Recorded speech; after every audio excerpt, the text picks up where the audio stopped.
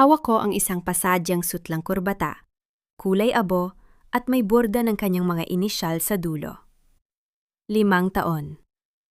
5 taon kong binuo ang bawat pangarap sa paligid ni Dario Villacorta. Ngayong gabi, sa gitna ng marangyang gala ng Manila Heart Institute, plano ko sanang ibigay ang huling piraso ng aking katapatan, ang aking lagda sa audit report na magliligtas sa kanyang kumpanya.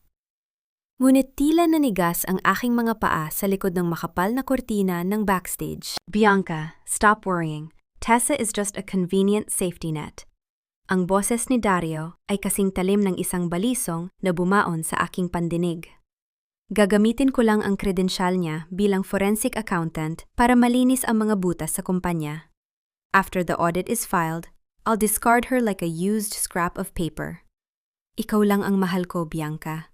You're the only woman fit to be a Villacorta. Isang mahinang tawa ang sumunod mula kay Bianca Fajardo.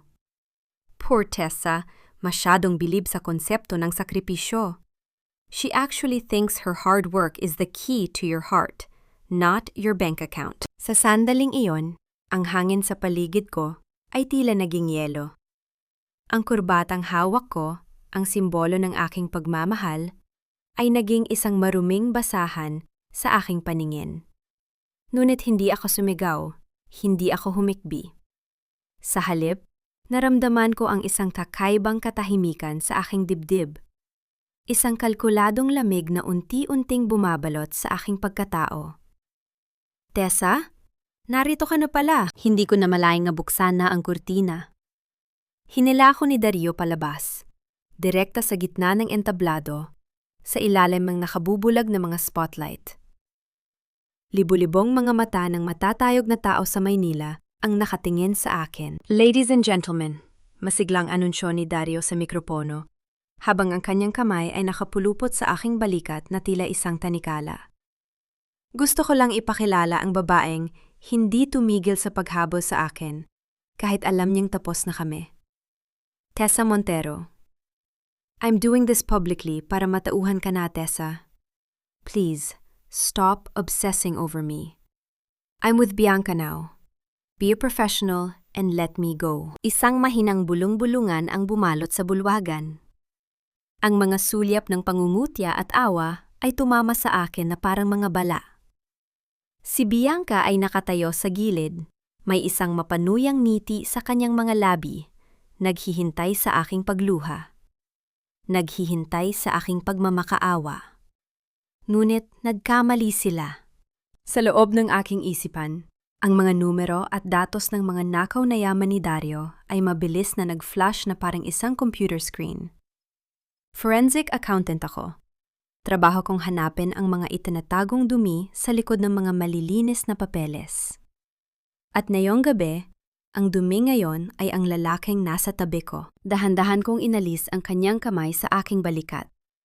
Ang bawat kilos ko ay kasing pino ng isang operasyon. Tumingin ako sa direksyon ni Dr. Elio Grimaldo, ang pinakamalamig at pinakaprestihiyosong siruhano sa bansa na nakatayo sa hindi kalayuan, tila nababagot sa palabas. Ito na ang aking unang hakbang. Naglakad ako ng may matatag na mga hakbang patungo kay Elio. Ang bawat pagtapak ng aking takong sa sahig ay tila isang tambol ng digmaan. Nang marating ko siya, hinawakan ko ang kanyang kamay sa harap ng lahat. Malamig ang kanyang balat, ngunit hindi siya kumalas. I'm sorry I'm late, darling, sabi ko. Ang boses ko ay kasing linaw ng kristal at walang bakas ng panginginig. Iniharap ko ang aking sarili sa mikropono. Dario, thank you for the clarification. But I think you're confused. Hindi ako ang hindi makabitaw. I was just waiting for the right moment to announce my true engagement. Tumingin ako kay Elio. Isang mapanuring ngiti ang sumilay sa aking mga labi. Dr. Elio Grimaldo and I have been together for months. Why would I chase a sinking ship like you, Dario, when I'm already anchored to the best surgeon in Manila? Natahimik ang buong paligid. Ang mukha ni Dario ay naging kasing puti ng abo. Ang pagngisi ni Bianca ay naglaho, napalitan ng isang hindi maipaliwanag na takot. Tumingala ako kay Elio. Sa malapit, Nakita ko ang gulat sa kanyang kulay-abong mga mata. Ngunit may kasama itong isang kislap ng interes. "Is that so, Tessa?" Bulong ni Elio. Ang kanyang boses ay malalim at nagpapatayo ng balahibo. Dahan-dahan niyang ipinalupot ang kanyang braso sa aking baywang. Hinila ako palapit sa kanyang matigas na dibdib. Humarap siya sa madla. Ang kanyang boses ay puno ng otoridad. At tila ba siyang nagmamay-ari ng gabing ito? "It seems my fiancé has a flair for drama. But she's right. Dario, stay away from her. You don't want to know what happens when you touch something that belongs to a Grimaldo." Isang malamig na kuryente ang dumaoy sa aking katawan. Hindi ito takot. Ito ay ang huwakam ng tagumpay. Ngunit habang naglalakad kami palabas ng entablado, lumingon ako kay Bianca at Dario. "Dario, the audit report you're waiting for? I didn't sign it. I revised it. See you in court." Naramdaman ko ang pagdiin ng hawak ni Elio sa aking baywang. Nang makalayo kami sa karamihan, iniharap niya ako sa kanya sa isang madilim na sulok ng veranda. "You used me, Tessa Montero." Bulong niya. Ang kanyang muka ay ilang pulgada na lamang ang layo sa akin. "No one uses a Grimaldo and gets away with it for free. What is your plan?" Tiningnan ko siya ng diretso sa mga mata. Walang kurap. "My plan is to burn their world down, Doctor. And I need you to hold the matches." Mumisi si Elio, isang ngising kasing panganib ng isang scalpel. "Then let's start the fire." Ngunit bago pa ako makasagot, isang pamilyar na boses ang sumigaw mula sa likuran namin. "Elio, how could you do this to our family's reputation?" Si Doña Catalina, ang ina ni Elio. At sa kanyang likod, bit-bit ang isang envelope na may selyo ng korte, ay si Attorney Renato. Ang aking laban ay nagsisimula pa lamang. Ang boses ni Doña Catalina ay tila pagbasag ng isang mamahaling kristal sa gitna ng veranda. Ang bawat hakbang niya patungo sa amin ay puno ng puot. Ang kanyang mga mamahaling hiyas sa leeg ay tila mga tanikalang sumasakal sa hangin. Sa kanyang tabi, si Attorney Renato ay nananatiling tahimik. Ngunit ang kanyang mga mata ay mabilis na sinusuri ang bawat galaw ko. Isang buwayang naghihintay ng tamang pagkakataon para sumakmal. "Mother, stop this drama. Maraming tao sa loob." Ang boses ni Elio ay nananatiling kalmado, ngunit may talim ng otoridad na hindi matatanggihan. Hindi niya binitawan ang pagkakahawak sa aking baywang. Sa halip, mas lalo niya akong inilapit sa kanya, isang proteksyon na alam kong bahagi lamang ng isang laro. "Drama? You call this drama?" Singgal ni Doña Catalina. Tumingin siya sa akin mula ulo hanggang paa nang may matinding panghahamak. "Sino ang babaeng ito? Isang hamak na accountant?" "Elio, Bianca is the only woman who can sustain our hospital's prestige. Pakakawalan mo ang lahat para sa isang babaeng galing sa kalsada?" Nanatili akong nakatitig sa kanya. Sa loob ng aking isipan, binibilang ko ang bawat segundo ng kanyang pagsabog. Hindi ako nasasaktan sa kanyang mga salita. Mas matitindi pa ang mga numerong nakita ko sa audit report ni Dario. Ang emosyon ay para lamang sa mga taong walang plano. At ako? Mayroon akong blueprint ng kanilang pagbagsak. "Hindi siya galing sa kalsada, Mother. She's the person who will handle our family's private audits from now on," sagot ni Elio. Tumingin siya sa akin, isang malamig na kislap ang dumaan sa kanyang mga mata. "And she is my future wife, whether you like it or not." "We're not finished, Elio," banta ni Doña Catalina. Kinuha niya ang kanyang checkbook mula sa mamahaling bag at mabilis na nagsulat. Pinunit niya ang isang piraso ng papel at isinampal ito sa aking dibdib. "Here, 10 million pesos. Kunin mo ang pera at maglaho ka na parang bula, bago ko pagamitin ang lahat ng koneksyon ko para ilibing ka sa kahihiyan." Dahan-dahan kong kinuha ang tseke. Tiningnan ko ang halaga, 10 milyon. Isang manipis na ngiti ang sumilay sa aking mga labi. Hindi ako nagpasalamat. Hindi rin ako nagmakaawa. Sa halip, Dahan-dahan ko itong pinunit sa 4 na bahagi sa harap mismo ng kanyang mukha. Madam, my services as a forensic accountant cost more than 10 million. And my dignity? It's not something your family can afford, malamig kong sabi. Ang bawat salita ko ay kasing tigas ng asero. Keep your money. You'll need it to pay for the legal fees once the Via Corta scandal hits the headlines. Nalaglag ang panga ni Attorney Renato sa aking sinabi. Doña Catalina was shaking in fury, her face turning pale. Bago pa siya makasagot, hinila na ako ni Elio patungo sa kanyang sasakyan. Sa loob ng madilim at tahimik na Maserati, ang tanging naririnig ay ang mahinang ugong ng makina at ang tibok ng aking sariling puso. Inalis ni Elio ang kanyang kurbata, ang kanyang mga kilos ay kasing pino ng isang operasyon. You have guts, Tessa Montero. Or maybe you're just insane. Pagsisimula niya, hindi tumitingin sa akin. Logic is often mistaken for insanity by people who operate on emotions, Doctor. Sagot ko, habang binubuksan ang aking laptop. Iniharap ko sa kanya ang screen. Dario Villacorta is siphoning funds from your hospital's charity foundation. Ginamit niya ang pirma ko sa mga preliminary reports, but I caught the discrepancy. He's working with Attorney Renato to create a paper trail that leads back to you. Napatigil si Elio. Tumingin siya sa mga graphs at spreadsheets na binuo ko. Ang kanyang malamig na ekspresyon ay napalitan ng isang mapanuring interes. Dario is desperate. He needs Bianca's dowry to cover the hole. That's why your mother is pushing for the wedding, patuloy ko. Gusto mo makatakas sa kasal na yon? I need access to your internal database for the last 5 years. Give me that, and I will give you a clean hospital and your freedom. Hinarap ako ni Elio. Sa loob ng maliit na espasyo ng sasakyan, naramdaman ko ang bigat ng kanyang presensya. And what do you get out of this? Revenge? I don't believe in revenge. I believe in accountability, sabi ko.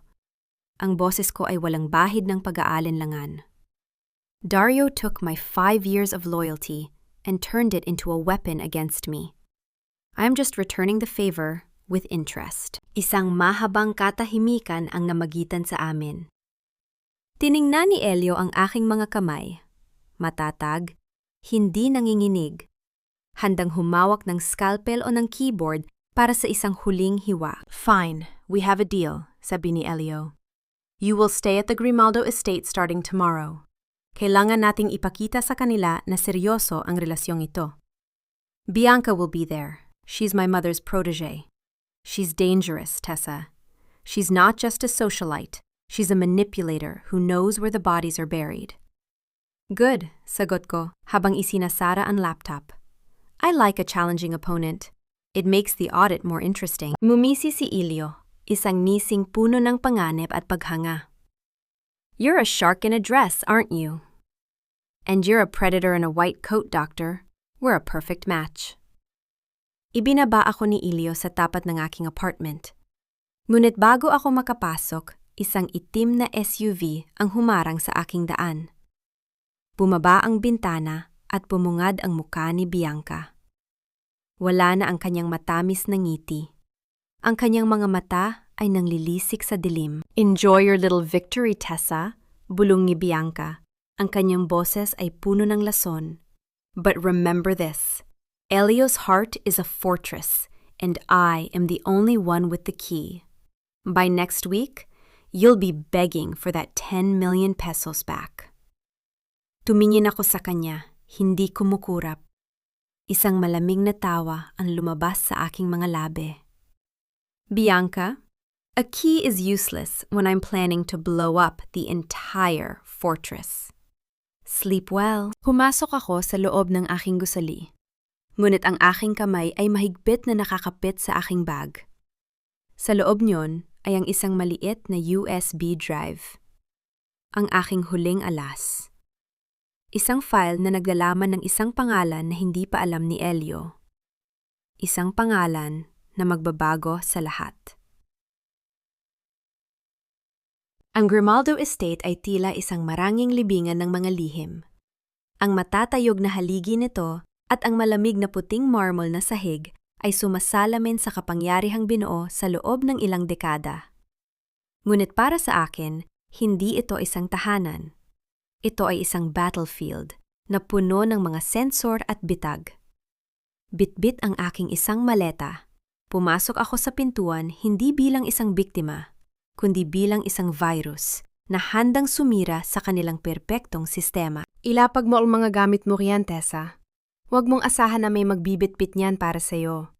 Hindi ka panauhin dito. Ang boses ni Doña Catalina ay umalingaw-ngaw sa malawak na foyer. Nakatayo siya sa itaas ng grand staircase, nakasuot ng asul na sedang gown, tila isang reynang nagbabantay sa kanyang teritoryo. Hindi ako sumagot. Dahan-dahan kong ibinaba ang aking maleta nang walang anumang ingay. Tiningnan ko siya ng diretso sa mga mata. Walang kaba, walang pag-aalinlangan. I don't need a bellhop, madam. I prefer to carry my own weight. Malamig kong tugon. Mula sa anino ng sala, lumabas si Bianca. Nakasuot siya ng puting bestida, mukhang anghel na walang malay. Lumapit siya kay Elio na nasa tabi ko at dahan-dahang hinawakan ng braso nito. Elio, I'm so glad you're home.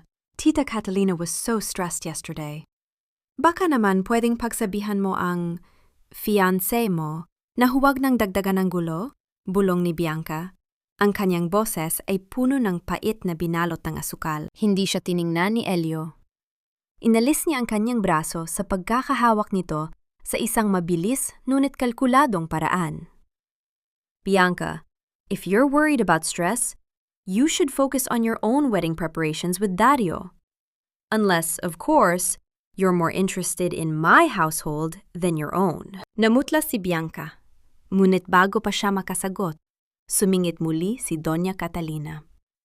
Since you're staying here, Tessa, you might as well be useful. May mga board members ng hospital na darating para sa isang afternoon tea. You will serve them. I want to see if you have even a shred of grace under pressure. Alam ko ang laro niya. Gusto niya akong hiyain. Gusto niyang ipakita sa kanilang mga kaibigan na ako ay isang hamak na utusan lamang na nangarap maging Grimaldo. Ngunit hindi niya alam, ang bawat tasa ng tsaa na ilalapag ko ay isang pagkakataon para makinig sa kanilang mga usapan tungkol sa pondo ng Manila Heart Institute. Sumapit ang hapon. Ang garden ay napuno ng mga matatandang mayayamang kababaihan na ang bawat salita ay amoy pabango at pera. Nakasuot ako ng simpleng itim na damit, maayos at propesyonal. Habang naglalakad ako, bitbit ang tray, narinig ko ang bulungan ng isang ginang tungkol sa isang hamak na accountant na nahumaling sa isang Grimaldo. Bianca dear, is it true? Is Elio really engaged to this girl? Tanong ng isang matandang donya habang nakatingin sa akin ng may panghahamak. Ngumiti si Bianca ng pilit. Ang kanyang mga mata ay nanunubok. Elio is just being kind, tita. Alam niyo naman si Elio. He has a soft spot for people who have nothing. Right, Tessa? Ipinatong ko ang tasa ng tsaa sa harap ni Bianca nang walang panginginig ang kamay. Isang perpektong pagkakalapag. Actually, Bianca, Dr. Elio appreciates people who have a brain, not just a soft spot. Panimula ko. Ang boses ko ay kasing pino ng porselanang hawak ko. By the way, tita, I noticed your family's foundation has been reporting a 15% loss in operational dividends. If I were you, I'd check the offshore audit reports. Minsan, ang mga taong mukhang mabait ang siyang nagnanakaw sa harap mismo ng inyong mga mata. Natahimik ang buong grupo. Ang ginang nakausap ni Bianca ay napatitig sa akin. Ang kanyang muka ay bakas ang gulat at takot. Alam niya ang tinutukoy ko. Bianca's smile froze. How did you know that? Nauutal na tanong ng matanda. Numbers don't lie, madam. People do. Sagot ko bago ako tumalikod ng may dignidad. Mula sa balkonahe, Nakita ko si Elio na nakasandal sa pinto. Pinapanood ang buong eksena. May isang kakaibang kislap sa kanyang mga mata. Isang kislap ng paghanga na pilit niyang itinatago sa likod ng kanyang malamig na maskara. Ngunit ang katahimikan ay panandalian lamang. Nang matapos ang tsaa at magsimulang umalis ang mga panauhin, nakita ko si Bianca na mabilis na umakyat sa itaas. Sinundan ko siya para kunin ang aking laptop sa silid. Nang marating ko ang landing ng malawak na hagdanan, biglang huminto si Bianca. Tumingin siya sa akin, ang kanyang mga mata ay biglang napuno ng luha. Isang instant transformation na tanging ang mga bihasang manipis na tao lamang ang kayang gawin. Tessa, please. Bakit mo ba ginagawa ito sa amin? Why do you want to destroy Elio's life? Biglang sigaw ni Bianca, sapat na para marinig ng buong bahay. Bianca, save the acting for Dario.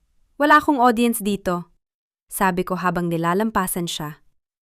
Ngunit sa isang iglap, naramdaman ko ang marahas na paggalaw ng kanyang katawan. Hindi niya ako itinulak. Sa halip, kusa siyang bumitaw sa hawakan ng hagdanan at itinapon ang kanyang sarili pababa. Ang tunog ng kanyang katawan na bumabagsak sa bawat baitang ng hagdanan ay bumasag sa katahimikan ng mansyon. Bianca! Sigaw ni Doña Catalina mula sa ibaba. Kasabay nito, ang malakas na pagbukas ng pangunahing pinto ay naghudyat ng pagdating ni Elio. Ang bawat hakbang niya patungo sa nakahandusay na si Bianca ay kasing bilis ng isang pintig ng puso. Tumayo ako sa itaas ng hagdanan. Nanatiling malamig at tahimik ang aking muka. Tumingala si Elio sa akin. Ang kanyang mga mata ay puno ng katanungan, tila binabasa ang aking kaluluwa sa gitna ng kaguluhan. Tessa, what happened? Ang boses ni Elio ay mababa, ngunit puno ng panganib. I believe your Emeralda just performed a perfect swan dive, Doctor. Sagot ko. Ang aking mga kamay ay mahigpit na nakakapit sa strap ng aking bag. Sa loob niyon, ang USB ay tila nagbabadyang sumabog. Hindi ako lalaban sa kanyang drama gamit ang luha. Lalaban ako gamit ang katotohanan na hindi pa niya kayang tanggapin. Ang katahimikan sa loob ng mansyon ay kasing bigat ng isang hatol. Nakatitig si Elio sa akin mula sa paanan ng hagdanan, habang si Bianca ay patuloy sa kanyang mahihinang daing. Ang kanyang katawan ay tila isang sirang manika sa ibabaw ng malamig na marmol. Ang bawat segundo ay tila isang patak ng asidong sumisira sa natitirang tiwala sa loob ng bahay na ito. Elio, tumawag ka ng ambulansya. This woman is a monster. Itinulak niya si Bianca sa harap ko mismo. Ang boses ni Doña Catalina ay punong-puno ng puot. Ang kanyang daliri ay nakaturo sa akin na tila isang talim. Hindi ako kumilos. Hindi ako bumaba ng hagdan. Nanatili akong nakatayo sa itaas. Ang aking mga kamay ay nakahalukip-kip. Tinitigan ko si Elio. Inaasahan ko ang galit. Inaasahan ko ang panghuhusga. Ngunit ang nakita ko sa kanyang mga mata ay ang talim ng isang siruhano. Malamig, mapanuri, at walang emosyon. Dahan-dahang lumapit si Elio kay Bianca. Hindi niya ito binuhat. Sa halip, lumuhod siya at sinuri ang pulso nito. Pagkatapos ay ang anggulo ng pagkakahiga ng kanyang mga binti. Ang kanyang mga daliri ay mabilis na dumapo sa mga buhong-buhong ni Bianca. Elio, it hurts. Help me. Ang boses ni Bianca ay halos pabulong. Ang kanyang mga mata ay pilit na naghahanap ng simpatya. Tumayo si Elio. Pinadpagan niya ang kanyang pantalon at tumingin kay Doña Catalina. Pagkatapos ay muling tumingala sa akin. Isang manipis na ngiti ang sumilay sa aking mga labi. Alam ko ang iniisip niya. Bilang isang doktor, alam niya ang physics ng isang aksidente. Mother, if Tessa pushed her from the top, Bianca would have landed face down based on the momentum of a struggle. But she landed on her side, with her hands tucked in. Isang controlled fall. At ang mga pasa sa kanyang braso? Masyadong pantay para maging bunga ng isang marahas na tulak. Ang boses ni Elio ay kasing lamig ng scalpel. Bianca, if you want to frame someone, Make sure you don't do it in front of a doctor who knows every bone in the human body. Napatigil ang daing ni Bianca. Ang kanyang muka ay biglang naging kasing puti ng kanyang damit. Si Doña Catalina ay tila nawala ng boses. Ang kanyang bibig ay bumuka, ngunit walang salitang lumabas. Get up, Bianca. Stop wasting my time and the hospital's resources. Dagdag ni Elio bago siya tumalikod at naglakad paakyat patungo sa kinaroroonan ko. Nang makarating siya sa harap ko, naramdaman ko ang init ng kanyang hininga. You didn't even try to defend yourself, bulong niya. Evidence speaks louder than screams, Doctor. Alam kong hindi ka tanga. Tugon ko habang nilalagpasan siya para pumasok sa aming silid. Ngunit hindi pa natatapos ang gabi. Habang abala ang lahat sa ibaba, mabilis kong binuksan ang aking laptop. Gamit ang access na ibinigay ni Elio, sinimulan kong halubhugin ang mga lumang file ng Manila Heart Institute. Hinahanap ko ang anumang koneksyon ni Dario sa mga gamot na ibinibigay sa mga charity patients. Doon ko nakita ang isang folder. OR4, Archive Cases. Naramdaman ko ang mabilis na pagtibok ng aking puso. Ang OR4 ang silid kung saan ang aking ama ay huling nakitang buhay bago siya ideklarang dead on arrival 5 taon na ang nakalilipas. Ngunit bago ko pa maklik ang file, ang aking cellphone ay biglang umilaw sa ibabaw ng mesa. Isang mensahe mula sa isang hindi kilalang numero. Tessa, I have your father's original medical records, the ones Renato hid. Meet me at the old warehouse in Tondo tomorrow at 10 p.m. If you tell Elio, those records will burn, and Elio's license will be the next thing to go. Dario.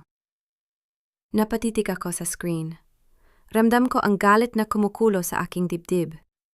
Dario is desperate. Ginagamit niya ang alaala ng aking ama para busalan ako. Tumingin ako sa pinto ng banyo kung saan naririnig ko ang lagaslas ng tubig mula sa shower ni Elio. Dapat ko ba siyang pagkatiwalaan? O ang lihim na ito ang huling pako sa kabaong ng aming alyansa? Dahan-dahan kong kinuha ang aking maliit na notebook at isinulat ang address. Alam kong patibong ito. Alam kong delikado. Pero sa labang ito, handa akong maging mitsa ng sarili kong pagsabog. Makuha ko lang ang hustisya. Kinaumagahan, nakita ko si Bianca sa kusina. May benda ang kanyang paa. Isang props para sa kanyang nabigong drama. Tumingin siya sa akin nang may matinding pait. Enjoy your stay, Tessa, because once Dario is done with you tonight, pati ang bangkay mo ay hindi na gustong makita ni Elio, bulong ni Bianca habang hinihigop ang kanyang kape. Napatigil ako sa paglalakad. Alam niya ang plano ni Dario. Sabuatan ito. Isang malawak na sapot na dahan-dahang humihigpit sa aking leeg. Bianca, make sure that bandage is tight. Because the next time you fall, sisiguraduhin kong wala ka ng lakas para tumayo pa uli. Malamig kong sagot bago ako lumabas ng mansyon. Habang nagmamaneho ako patungo sa kumpanya para sa aking huling audit bago ang deadline, naramdaman ko ang isang itim na SUV na sumusunod sa akin mula sa malayo. Hindi ito si Elio. At hindi rin ito si Dario. May isa pang manlalaro sa gitna ng chessboard na ito, isang aninong hindi ko inaasahan. Narating ko ang kanto ng tondo nang hindi na nililingon ang itim na SUV na kanina pa nakabuntot sa akin. Alam kong hindi yon si Dario. Masyadong halata ang kanyang galaw para magpadala ng ganoong klaseng tauhan. Hinarap ko ang kalsada ng may matatag na puso. Ang bawat pag-ikot ng manibela ay tila pag-ikot ng kapalaran na ako mismo ang nagdidikta. Sa loob ng 5 taon, si Dario ang naging anino sa likod ng aking mga tagumpay. Ngunit ngayong gabi, sisiguraduhin kong ang aninong yon ang unang lalamunin ng dilim. Ang lumang bodega ay amoy kalawang at basang semento. Ang tunog ng aking mga takong sa bakanteng espasyo ay lumilika ng isang ritmo, na tila ba isang oras ang bumibilang sa huling sandali ng isang makasalanan. Sa gitna ng malawak na silid, sa ilalim ng isang naghihingalong bumbilya, nakatayo si Dario. Nakasuot siya ng mamahaling barong, Ngunit ang kanyang mukha ay balot ng desperasyon na hindi kayang itago ng anumang luhong materyal. You're late, Tessa. Panimula ni Dario. Ang kanyang boses ay may halong panunuya na pilit itinatago ang kaba. Akala ko ay tuluyan ka ng nilamon ng karangyaan ng mga Grimaldo. Huwag tayong mag-aksaya ng laway sa mga walang kwentang komento, Dario. I'm a forensic accountant. My time is worth more than your entire net worth right now. Malamig kong sagot, habang humihinto ilang metro ang layo sa kanya. Nasaan ang mga records ng ama ko? Isang mapait na tawa ang lumabas sa kanyang mga labi. Itinaas niya ang isang lumang brown folder. Ang folder na naglalaman ng katotohanang matagal kong hinahanap. Always so rational.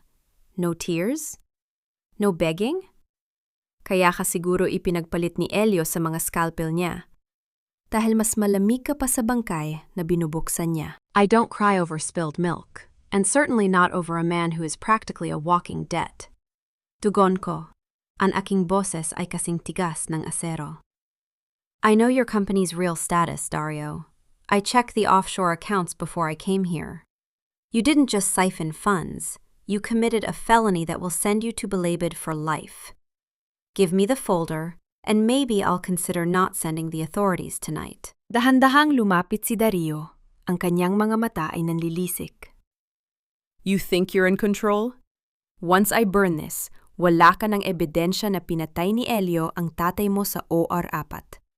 Yes, Tessa, your knight in shining armor was the lead surgeon. Siya ang humawak ng scalpel na tumapos sa buhay ng ama mo dahil sa isang utos mula sa kanyang ina. Naramdaman ko ang isang matalim na kirot sa aking dibdib. Ngunit hindi ko hinaya ang makita niya ang anumang panghihina. Ang bawat emosyon ay nabaon sa ilalim ng aking lohika. If Elio did that, he will face the law. But right na yon, ikaw ang may hawak ng ninakaw na dokumento. At ang panging-isda mo ng impormasyon ay patunay lamang na wala ka ng ibang alas. Biglang bumukas ang malaking pinto ng bodega. Ang tunog ng mabibigat na sapatos sa bakal na sahig ay bumasag sa tensyon. Mula sa anino, lumabas si Dr. Elio Grimaldo. Nakasuot siya ng kanyang puting coat, tila ba galing lang siya sa isang operasyon, ngunit ang kanyang mga mata ay kasing panganib ng isang bagyo sa gitna ng karagatan. He's right about one thing, Dario. I was the lead surgeon. Ang boses ni Elio ay mababa, puno ng awtoridad na nagpatahimik sa buong paligid. Elio? Bulong ko. Hindi ko inaasahan ang kanyang pagdating. Hindi niya ako tiningnan. Nanatili ang kanyang titig kay Dario. But he forgot to mention that the medical records he's holding are incomplete. Ang folder na yan ay naglalaman lamang ng mga huwad na pirma na ginawa ni Renato. The real records? They've been in my safe since the day it happened. Namutla si Dario. Ang kanyang kumpiyansa ay naglaho na parang usok. Nagsisinungaling ka. Renato told me. Renato is a lawyer who sells his soul to the highest bidder, Dario. And right now, I own him. Patuloy ni Elio habang dahan-dahang lumalapit. Tessa, I didn't come here to save you. I came here to see if you'd still choose the truth, even if it leads to me. Isang malamig na katahimikan ang bumalot sa amin. Tiningnan ko si Elio, pagkatapos ay ang folder sa kamay ni Dario. Sa gitna ng kaguluhang ito, naramdaman ko ang paghihigpit ng galamay ng mga Grimaldo. Isang laro ito ng mga anino, at ako ang pirasong kailangang magpasya kung sino ang tatumbahin. Tessa, don't believe him! Sigaw ni Dario, habang inilalabas ang isang lighter mula sa kanyang bulsa. I'll burn this! Wala ka nang makukuha! Bago pa man maidampi ni Dario ang apoy sa papel, isang mabilis na pagkilos ang naganap. Hindi si Elio ang gumalaw. Ako. Sa isang mabilis na hakbang, inagaw ko ang folder habang ang aking kabilang kamay ay mabilis na tumama sa panga ni Dario. Isang malakas at kalkuladong sampal na nagpabagsak sa kanya sa sahig. The audit is done, Dario. You're finished. Malamig kong sabi, habang tinitingnan siyang nakahandusay at nagahabol ng hininga. Hinarap ko si Elio. Ang kanyang mukha ay nanatiling blanko, ngunit may isang kislap ng paghangha sa kanyang mga mata. Ngayon, doktor, pag-usapan natin ang tungkol sa OR4. At huwag mong subukang magsinungaling dahil ang bawat numerong makikita ko sa records na ito, babasahin ko hanggang sa huling sentimo ng katotohanan. Numisi si Elio, isang nising puno ng pait at hamon. I expected nothing less from my fiancé. Ngunit sa gitna ng aming pagtititigan, narinig ko ang mahinang pag-vibrate ng cellphone ni Dario sa sahig. Isang tawag mula kay Bianca. At ang pangalang lumabas sa screen ay hindi lamang Bianca. Dinampot ko ang nag-vibrate na cellphone mula sa maduming sahig ng bodega. Ang pangalang Bianca OR4 Witness ay tila isang neon light na tumatago sa madilim na sulok ng aking isipan. Tumingin ako kay Dario na nakahawak pa rin sa kanyang namamagang panga. Ang kanyang mga mata ay puno ng takot at pagkabigo. Hindi ko na siya kailangang tanungin. Ang kanyang reaksyon ay sapat na resibo para sa kanyang pakikipagsabuatan kay Bianca. Bianca was there, wasn't she? Ang boses ko ay kasing lamig ng semento sa ilalim ng aking mga paa. Siya ang mata ni Doña Catalina sa loob ng operating room nang mamatay ang ama ko. Hindi sumagot si Dario. Sa halip ay pilit siyang tumayo at mabilis na lumabas ng bodega, iniwan ang kanyang dangal na nakakalat sa sahig. Hindi ko na siya hinabol. Mas malaking isda ang kailangang huliin sa gabi na ito. Hinarap ko si Elio. Ang kanyang puting coat ay tila isang balute sa gitna ng kadiliman. Ngunit ang kanyang muka ay nanatiling isang misteryong mahirap basahin. Ang bawat paghinga niya ay tila isang kalkuladong ritmo na tanging isang siruhano lamang ang makakagawa. Let's go, Tessa. This place is starting to smell like a trap. Sabi ni Elio habang hinahawakan ang aking siko para ihatid ako sa kanyang sasakyan. Sa loob ng kanyang Maserati, ang katahimikan ay kasing bigat ng isang bundok.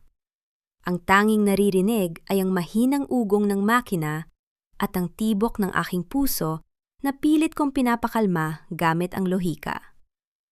Inilabas ko ang folder na inagaw ko kay Dario at sinimulang buklatin ang mga pahina sa ilalim ng dim light ng dashboard. 5 taon na ang nakalilipas. Panimula ni Elio. Hindi inaalis ang tingin sa kalsada. I was a resident then. My mother, Doña Catalina, told me that your father's surgery was a priority. But she also hinted that the Grimaldo legacy depended on a certain outcome. Renato was there to ensure that the paperwork would favor the hospital, regardless of the patient's fate. Priority? O biktima ng isang binaluktot na utang na loob? Tanong ko habang binabasa ang mga medical dosages sa record. Ang dosage ng anesthetic, it's 20% higher than the standard for his weight and age. Someone wanted him to never wake up, Elio. At ikaw, ang may hawak ng scalpel. I was the surgeon, yes, but I wasn't the one who prepared the medication. Bianca was the intern assigned to the anesthesiology team that night. Tugon ni Elio. Ang kanyang boses ay may halong pait na tila ba matagalan niyang kinikimkim ang katotohanan ito. Nang mapansin ko ang mali, huli na ang lahat. My mother and Renato made sure I kept my mouth shut to protect the Manila Heart Institute. They used my career, my future, as a ransom. Tumingin ako sa kaniya. Isang matalas na sulyap na tila ba binubutas ang kanyang bungo para makita ang kanyang tunay na motibo. So, you used me as much as I used you. You need me to audit the hospital's dark files because you can't do it yourself without alerting your mother. Exactly, sabi ni Elio, habang itinitigil ang sasakyan sa isang liblib na view deck na nakatanaw sa ilaw ng Maynila. We are two shadows looking for a way out, Tessa. Bianca knows the truth, and she's using it to stay in my mother's good graces. If we want to bring them down, we have to find the original anesthesia logbook, the one Bianca hidden. Inayos ko ang aking upo. Ang pagkapagod sa aking katawan ay napalitan ng isang malamig na determinasyon. Ang bawat impormasyong ibinigay ni Elio ay tila mga piraso ng puzzle na dahan-dahang nabubuo. Bianca isn't just a socialite. She's a partner in a crime that cost my father's life. Fine. We have a shared goal, sabi ko. Ang boses ko ay walang bahid ng pagdududa. But don't think for a second that I've forgiven you, Doctor. Accountability doesn't end with a partnership. Once we get Bianca and Renato, you will also have to answer for your silence. Isang manipis na ngiti ang sumilay sa mga labi ni Elio. Isang ngiting puno ng respeto at panganib. Dahan-dahan niyang inilapit ang kanyang muka sa akin. Ang kanyang malamig na daliri ay dumapo sa aking baba. Dahan-dahang iniharap ang aking mukha sa kanya. I'm ready to pay my debts, Tessa. But for now, kailangan mong maging handa. My mother is already planning a countermove. Renato has already sent the photos of us tonight to the medical board. Let them. Tugon ko, hindi kumukurap. I am a forensic accountant. I don't fear shadows. I illuminate them. Nang makabalik kami sa mansyon ng mga Grimaldo, sinalubong kami ng isang nakabibiging katahimikan. Ngunit sa gitna ng malawak na sala, nakatayo si Doña Catalina, hawak ang isang tablet na nagpapakita ng mga larawan namin ni Elio sa bodega. Sa tabi niya, si Renato ay nakangisi ng mapanuri, habang si Bianca ay nakaupo sa sofa. Tila ba isa siyang inosenteng biktima na katatapos lang umiyak. The gala invitation for tomorrow has been finalized, Elio. Panimula ni Doña Catalina, ang kaniyang boses ay kasing talas ng isang talim. But it seems we have to make an announcement first.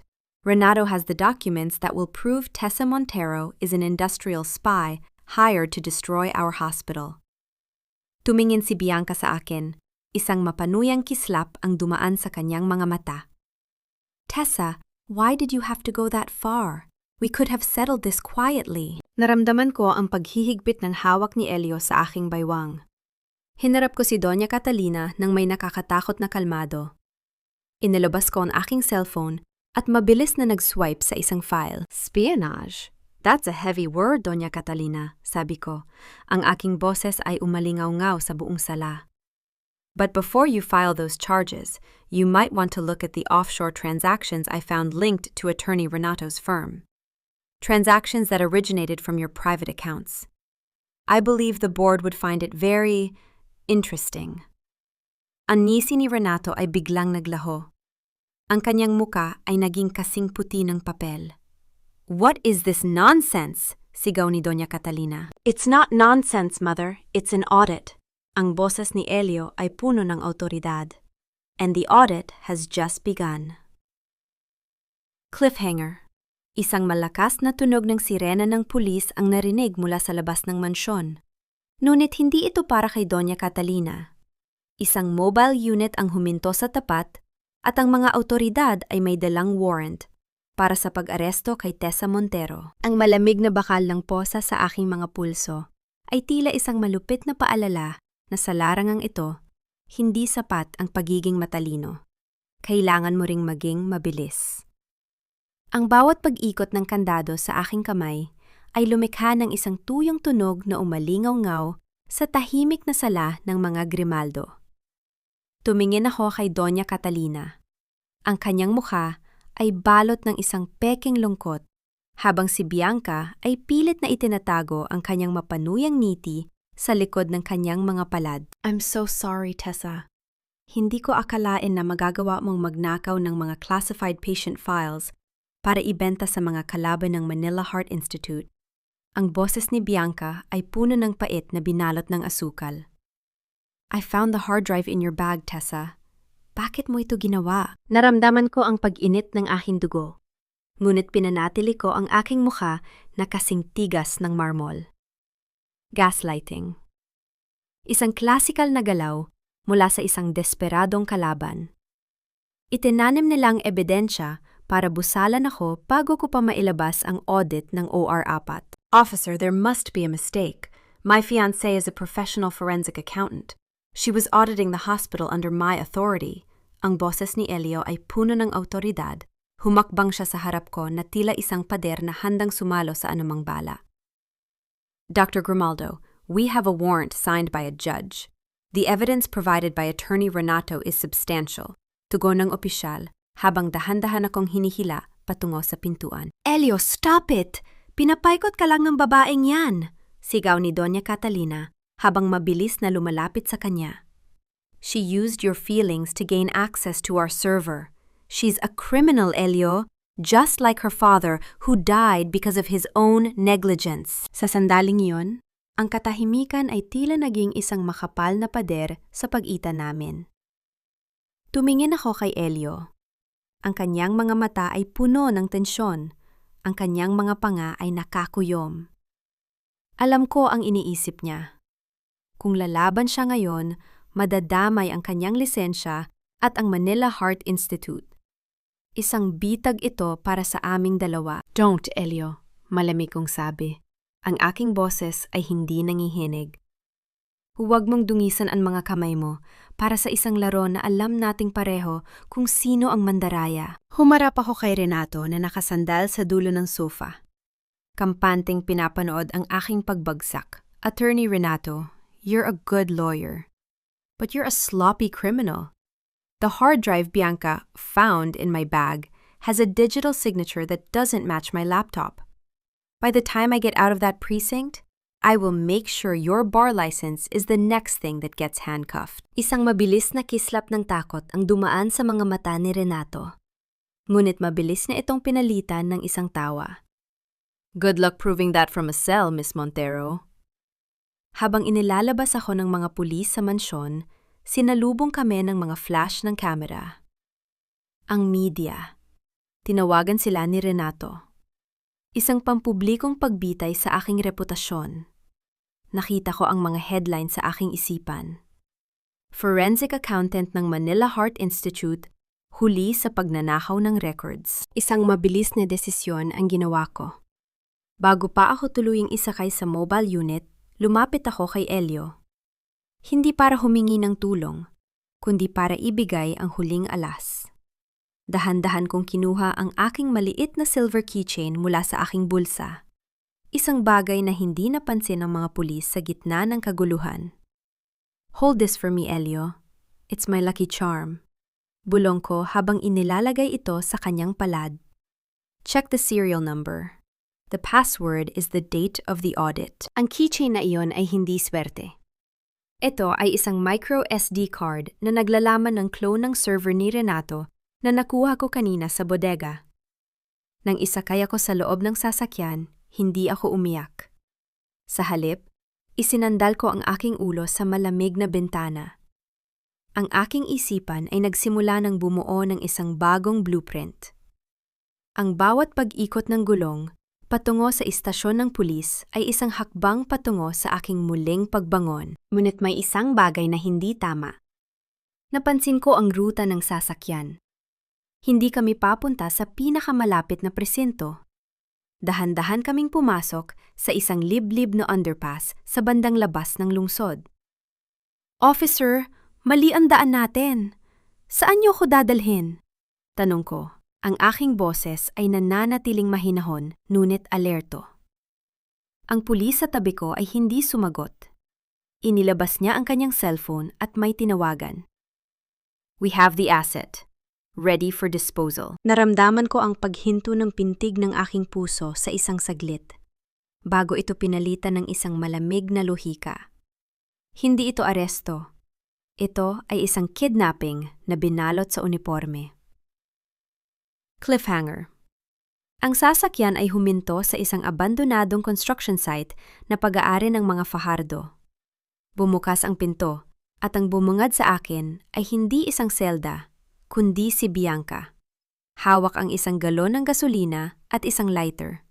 Ang kanyang mukha ay balot ng isang baliw na ngiti. Did you really think I'd let the law handle a pest like you, Tessa? Ang amoy ng gasolina ay tila isang malupit na pabango na sumasakal sa aking hininga. Nakatali ang aking mga kamay sa likod ng isang kinakalawang na post, habang ang bawat pagpatak ng likido sa malamig na semento ay lumilika ng isang ritmo na tila ba isang oras ang bumibilang sa aking huling sandali. Sa harap ko, si Bianca ay nakatayo ng may karangyaan, hawak ang isang gintong lighter na kasing ningning ng kanyang mga mata na puno ng kabaliwan. You look so pathetic, Tessa. Panimula ni Bianca. Ang kanyang boses ay kasing tamis ng lason. Akala mo ba ay mananalo ka dahil lang sa ilang spreadsheets at audit reports? In this world, the Grimaldos and Fajardos own the truth. And tonight, the truth is that you died in an unfortunate accident while trying to escape the law. Hindi ako kumilos. Pinanatili ko ang aking mga mata sa kanyang bawat galaw. Sa loob ng aking isipan, sinisimulan ko nang i-audit ang kanyang kahinaan. Ang kanyang panghinginig ng kamay, ang kanyang mabilis na paghinga. Hindi ito kilos ng isang taong sigurado. Ito ay kilos ng isang taong desperado. Bianca, you're making a professional mistake, malamig kong sabi. Ang aking boses ay hindi bakas ang anumang takot. Ang gasolina ay mabilis magliyab, pero ang digital footprint ay mas mahirap burahin. Did you really think Elio wouldn't notice the GPS log of this mobile unit? Or the fact that the officers who took me are part of your father's payroll? Isang marahas na tawa ang lumabas sa kanyang mga labi. Dahan-dahan siyang lumapit sa akin, sapat na para maramdaman ko ang kanyang mainit na hininga. Elio is busy cleaning up the mess you made, Tessa. By the time he realizes you're missing, abo ka na. At ang records ng OR4, kasama mong maglalaho sa dilim? The OR4 records, pag-uulit ko. Isang mapanuyang ngiti ang sumilay sa aking mga labi. You mean the records that prove you were the one who switched the anesthetic vials? I saw the log, Bianca. Hindi si Elio ang nagkamali. You were the intern who wanted to impress Doña Catalina by fixing a problematic patient. You killed my father to secure your spot in the Grimaldo family. Napatigil si Bianca. Ang kanyang muka ay biglang naging kasing puti ng papel. Ang gintong lighter sa kanyang kamay ay bahagyang nanginig. Shut up! You know nothing! It was for the hospital! It was for the legacy! Legacy is just a fancy word for your crimes. Patuloy ko. Pinapalakas ang boses ko para mabasag ang kanyang natitirang kumpiyansa. And right now, Elio is reading the micro SD card I gave him. Ang serial number na sinabi ko? It wasn't a password. It was an activation key for a cloud upload. Every second that I'm here, the evidence of your family's medical malpractice is being sent to the Department of Health and the media. Sinungaling! Sigaw ni Bianca, sabay buhos ng natitirang gasolina sa aking paanan. Naramdaman ko ang lamig ng likido na dahan-dahang tumatago sa aking sapatos. I'll burn you! I'll burn everything! Itinaas niya ang lighter, handa nang ihulog ang apoy. Sa sandaling iyon, ang katahimikan ng construction site ay binuwag ng isang matinding liwanag mula sa malayo. Ang mga headlight ng isang mabilis na sasakyan ay tumama sa aming kinaroroonan na nagdulot ng mahabang anino sa paligid. Hindi ito pulis. Isang itim na Maserati ang mabilis na huminto sa tapat namin. Ang tunog ng gulong sa graba ay tila isang babala ng kamatayan. Bumukas ang pinto at lumabas si Dr. Elio Grimaldo. Ang kanyang puting coat ay wala na. Tanging ang kanyang itim na polo na bahagyang bukas ang butones. Ang kanyang muka ay balot ng isang galit na kasing lamig ng semento. Bianca, drop the lighter. Ang boses ni Elio ay mababa, ngunit puno ng otoridad na nagpatahimik maging sa hangin. Elio, she's lying! Sinusubukan niyang sirain tayo. Pagsusumamo ni Bianca. Ang kanyang mga mata ay muling napuno ng mga pekeng luha. She has the files. Kailangan nating tapusin ito. I have the files, Bianca. And you have the gasoline on your hands, sabi ni Elio habang dahan-dahang lumalapit, hindi inaalintana ang panganib ng apoy. The police are 3 minutes away. If you drop that lighter, maybe I can convince the board to spare your medical license. Pero kung itutuloy mo yan, I will personally ensure you spend the rest of your life in a cell. Tumingin si Bianca sa akin, pagkatapos ay kay Elio. Ang kanyang desperasyon ay umabot na sa sukdulan. Sa isang marahas na pagkilos, Ibinato niya ang lighter patungo sa kinaroroonan ko. Ang bawat segundo ay tila tumigil. Nakita ko ang maliit na kislap ng apoy na bumabagsak patungo sa basang semento.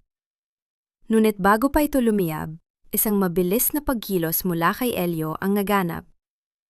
Ginamit niya ang kanyang jacket para takpan ang apoy, habang ang kabilang kamay niya ay mabilis na humilas sa akin palayo sa poste. Ang init ng kanyang katawan ay naging panandaliang kanlungan sa gitna ng panganib. Sa isang mabilis na iglap, ang mga pulis ay pumasok sa loob ng site.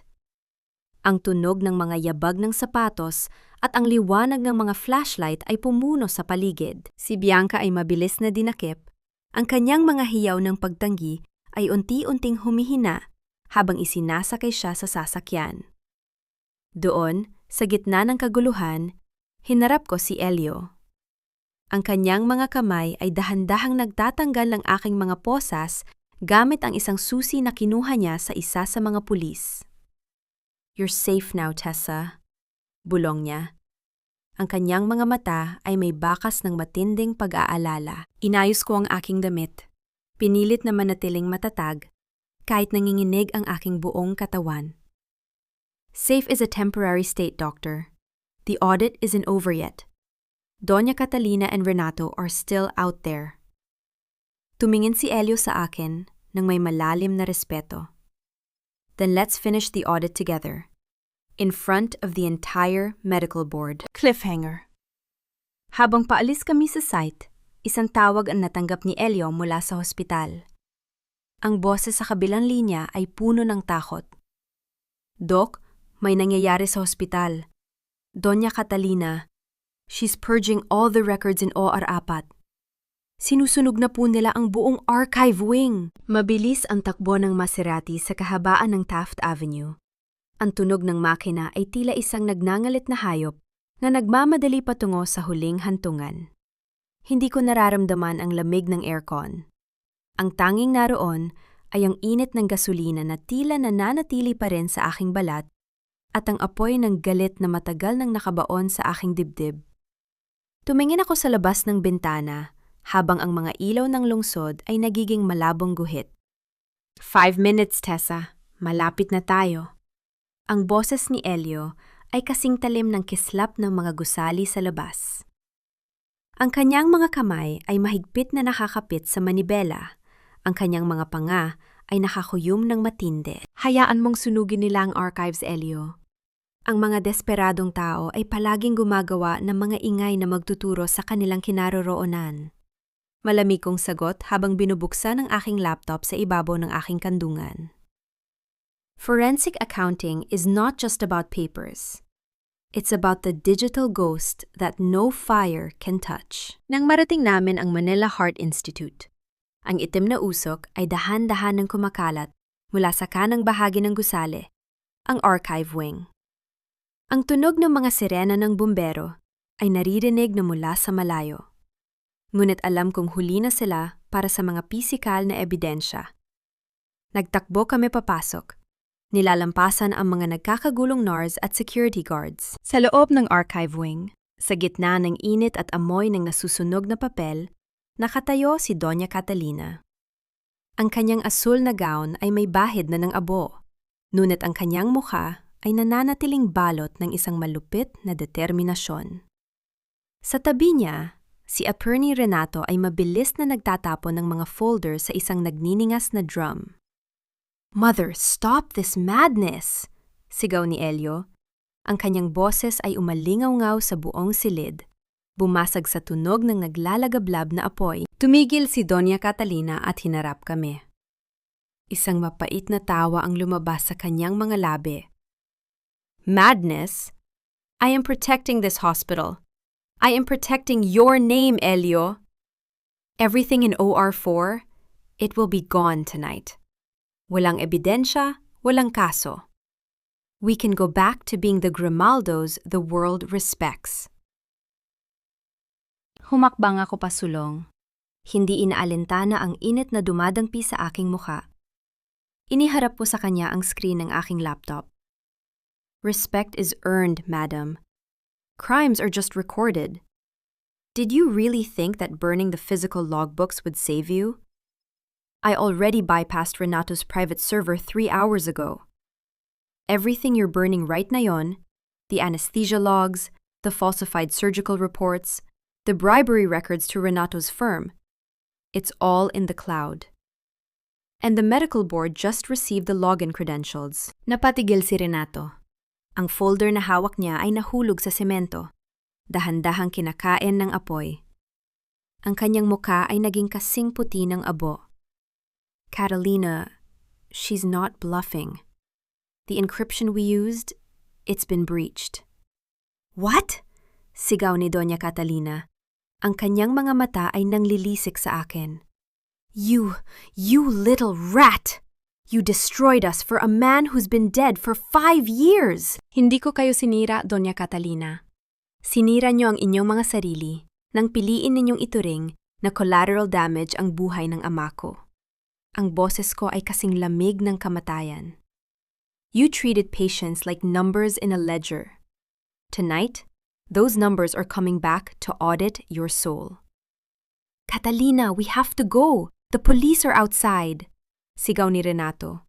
Handa nang iwan ang kanyang kliyente para iligtas ang sariling balat. Ngunit bago pa sila makakilos, ang malaking pinto ng archives ay bumukas. Hindi mga bumbero ang pumasok. Ang Medical Board ng Maynila, kasama ang mga opisyal ng National Bureau of Investigation, ay pumasok ng may matatag na mga hakbang.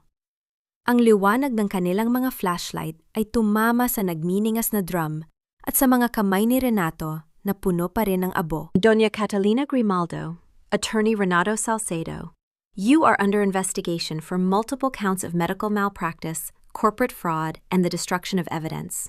Panimula ang nangungunang opisyal. Tumingin si Doña Catalina kay Elio. Ang kanyang mga mata ay puno ng pagsusumamo na binalot ng galit. Elio, anak, tell them. Tell them this is all a lie. I did this for you. Tiningnan siya ni Elio ng matagal. Sa unang pagkakataon, nakita ko ang pagbagsak ng isang luha mula sa kanyang malamig na mga mata. Isang huling paalam sa inang matagal na niyang kinalimutan sa kanyang puso. You didn't do this for me, Mother. You did this for your ego. Officer, take them. The digital files provided by Ms. Montero are accurate and verified. Habang pinupusasan si Renato at Doña Catalina, ang katahimikan ay bumalik sa nasunog na silid. Ang bawat pagtapak ng mga pulis sa abo ay lumilika ng tuyong tunog na tila ba huling hininga ng isang imperyo. Humarap ako kay Elio. Ang kanyang mga balikat ay bahagyang nakayuko. Tila ba dinala niya ang buong bigat ng Manila Heart Institute sa kanyang likuran. Is it enough, Tessa? Is the audit finally closed? Inisara ko ang aking laptop at inayos ang aking gusot na damit. Justice is never a closed book, Doctor. It's just the beginning of a new chapter. Ang records ng OR4 ay malinis na. Ang ama ko, makakahinga na siya ng maluwag. Ngunit sa gitna ng aming pag-uusap, ang hepe ng security ay mabilis na lumapit kay Elio. Ang kanyang muka ay balot ng takot. Doc, kailangan niyo pong pumunta sa main lobby. Dario Villacorta. He's at the podium. He's telling the media that the audit records were tampered with by Dr. Elio himself to cover up a murder. He's taking the entire hospital down with him in a final live stream. Cliffhanger. Tumingin si Elio sa akin. Ang kanyang mga mata ay puno ng pagod. Ngunit may kasamang bagong hamon. He's playing his last card, Tessa. He's going to frame me for the OR4 incident in front of the whole country. Tumingin ako sa main lobby, kung saan ang mga flash ng kamera ay tila mga kidlat sa dilim. Then let's give the media the real show, Elio. It's time for the final audit to be presented to the public. Ang lobby ng Manila Heart Institute ay tila isang dagat ng nagniningning na mga flash ng kamera at magulong-bulungan ng mga reporter. Sa gitna ng entablado, nakatayo si Dario Villacorta. Ang kanyang barong ay gusot at ang kanyang mga mata ay nanglilisik sa desperasyon. Hawak niya ang mikropono na tila ba ito ang huling sandata na maglilitas sa kanya mula sa kanyang paglubog. Makinig kayong lahat! Si Dr. Elio Grimaldo ay isang mamamatay tao. Sigaw ni Dario. Ang kanyang boses ay umalingaw-ngaw sa buong bulwagan. Siya ang pumatay sa ama ni Tessa Montero sa loob ng OR-4. May mga dokumento ako. Ginamit niya ang kanyang kapangyarihan para pagtakpan ang kanyang pagkakamali. At ngayon, ginagamit niya si Tessa para patahimikin ako. Naramdaman ko ang panginginig ng mga kamay ni Elio sa aking tabi. Ang kanyang mukha ay kasing puti ng kanyang coat. Ang kanyang dangal ay dahan-dahang kinakain ng bawat salitang lumalabas sa bibig ni Dario. Ngunit hindi ko hinayaan na mabitawan ang kanyang kamay.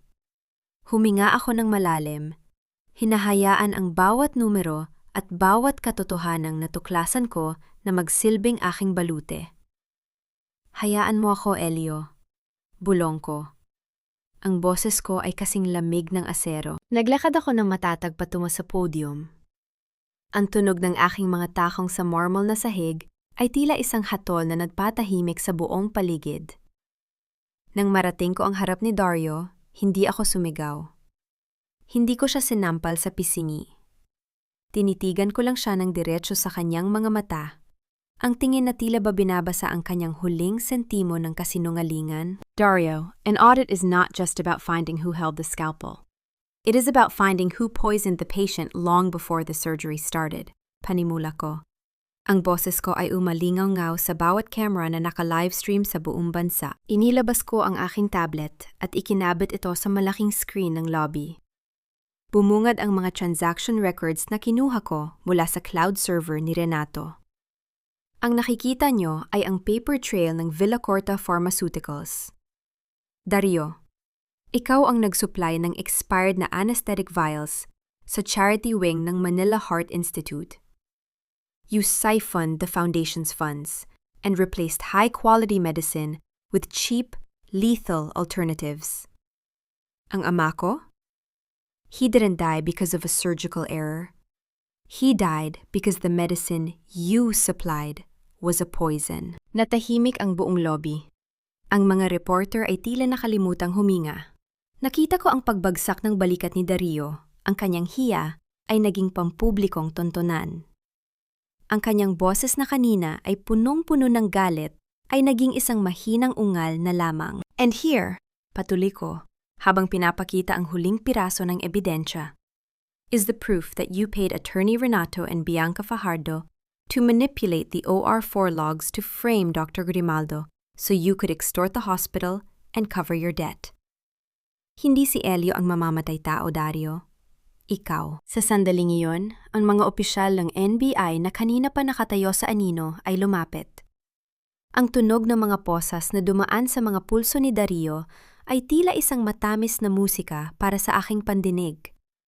Wala ng livestream, wala ng camera, tanging ang kahihiyan ng isang lalaking nabulag sa kanyang sariling kasakiman. Habang inilalabas si Dario sa lobby, lumapit sa akin si Elio. Ang kanyang mga mata ay puno ng pasasalamat na binalot ng isang malalim na lungkot. Tessa, bakit mo ginawa yon? You could have destroyed me too. You knew I kept quiet for 5 years. I am a forensic accountant, Elio. I deal with the balance of things. Tugon ko habang pinapatay ang aking tablet. You kept quiet, yes. At kailangan mong pagbayaran niyon sa harap ng medical board. But I won't let you be framed for a crime that wasn't yours. Accountability is for everyone, even for the man I trust. Lumipas ang isang buwan. Ang Manila Heart Institute ay dahan-dahan nang bumabangon mula sa abo ng iskandalo.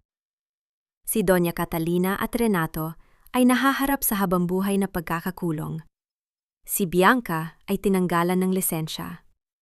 Si Dario, ang kanyang kumpanya ay tuluyan ng nabura sa mapa.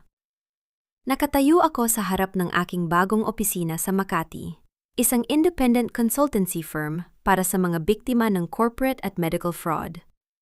Inayos ko ang aking mga gamit nang marinig ko ang pagbukas ng pinto, si Elio. Nakasuot siya ng simpleng itim na polo, wala na ang kanyang puting coat. Ang desisyon ng board ay labas na, Tessa. My license is suspended for 2 years. I have to serve in a remote province as a community doctor to pay my debt to the public. Ngumiti ako sa kanya.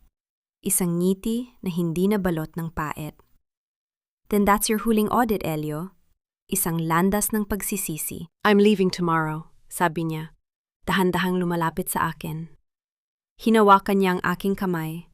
Ang kanyang malamig na daliri ay tila isang paalala ng aming unang pagkikita. Tessa, when I come back, can we start a report that isn't about fraud? Isang ulat na puno ng katotohanan? Tumingin ako sa kanya.